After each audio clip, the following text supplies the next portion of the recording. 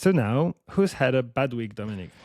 Well, I wanted to discuss the fact that it's been a very bad week for the pets of Aalborg in Denmark after Aalborg Zoo asked local residents for donations in the form of unwanted pets that will be killed and fed to predators in the zoo. Oh, come on. Yes.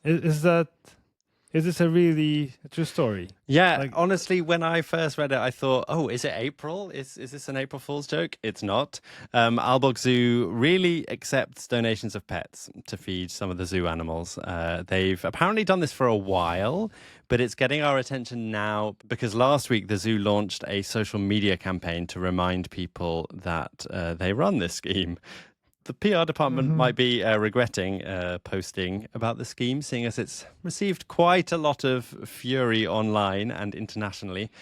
But it's important to note that the zoo say they will, quote unquote, gently euthanize your pet for you.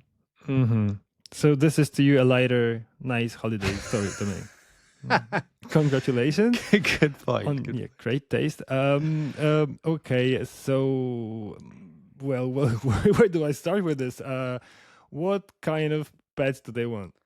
On their website, they mention small pets such as chicken, rabbit, and guinea pigs.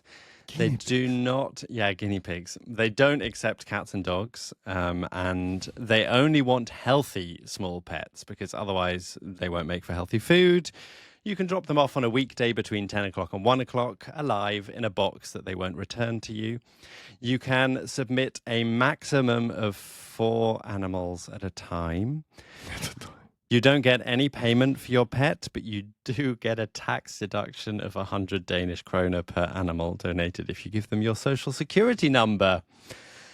I'm actually going to show you the web page on the zoo's website that is about pet donation. I want you to see, Wojciech, what image they're using. What do you see? Not very enticing. So there's a tiger devouring something. A carcass of some small, but I think it might be a rabbit. Pretty brutal. And it gets more intense. They also accept horses, although they say on the website that you should get in touch first. Yes, horses. Horses are not pets. No, they're not. So this doesn't count as one of the small pets. But they do say you should get in touch if you want to donate a horse because there may be a waiting list for the donation of a horse.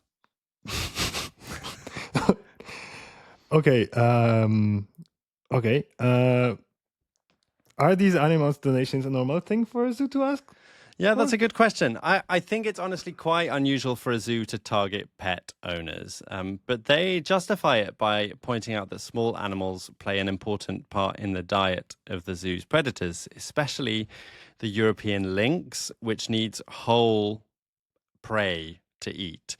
So they say that giving them a small pet is reminiscent of what it would naturally hunt in the wild. They say, quote, "In zoos, we have a responsibility to imitate the natural food chain of the animals in terms of both animal welfare and professional integrity."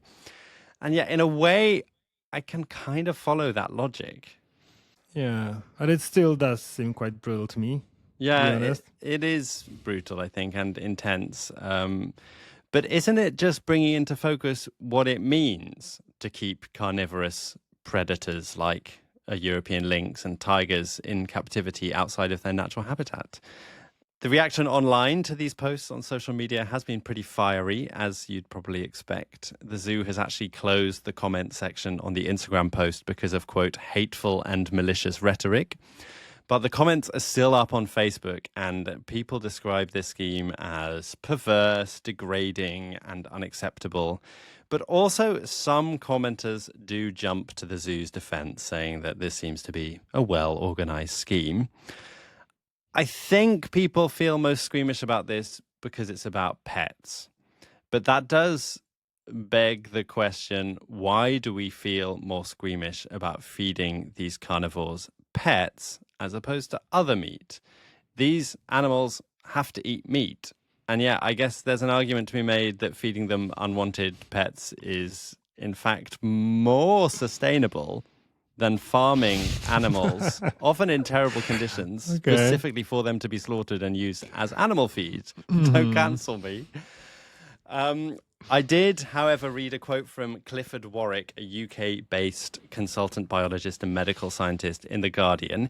He seems skeptical of the claim that the zoo make that they can euthanize in both a safe and humane way. And he also pushes back against the claim from the zoo that the small animals are helping with giving the predators their natural diet. He says, lynx do not eat guinea pigs. Where would they get guinea pigs from? Lynx would eat almost any small mammal, sure, but they can't turn around and say that's a natural behavior, which I think is a good point. It is. He also thinks the scheme devalues the life of pets. And yeah, I think he's suggesting that it kind of gives owners too easy a way out if they've had enough of their pet. Oh, I'm bored of you. Time for you to go and get eaten by a lion. There is certainly that danger with a scheme like this.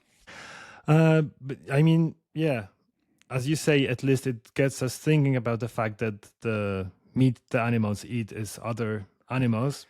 Yeah, it does. And I do think there is this thing that, like, so long as animals don't have a name, apparently we're fine with eating them or with them being eaten by other animals. And yeah, the whole thing also makes me think about the complicated ethics of zoos in general, which, of course, have some great things about them. They kind of inspire awe and wonder in kids and adults who visit them. They have really important educational value. Some are amazing centers for research and places to conserve and protect endangered species.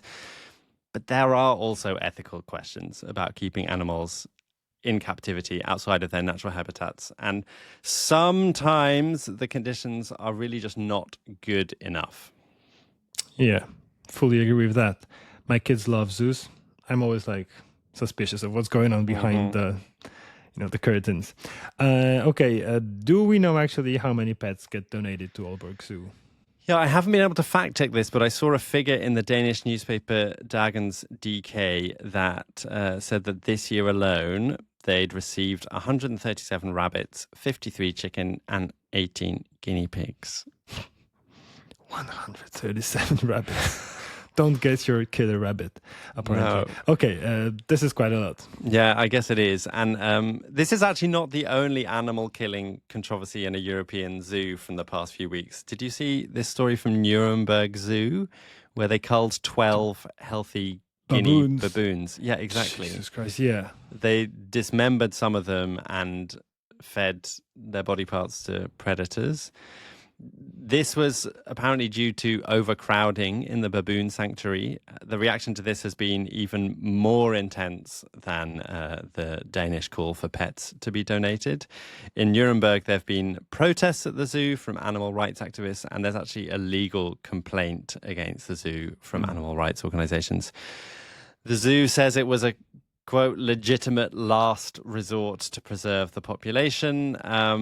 But yeah, that's also quite intense. Sorry, this was meant to be a lighthearted, good week. Yeah.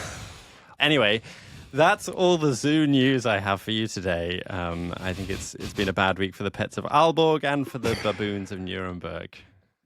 Yeah, but a good week for the Danish lynx or his friends. Yeah, apparently.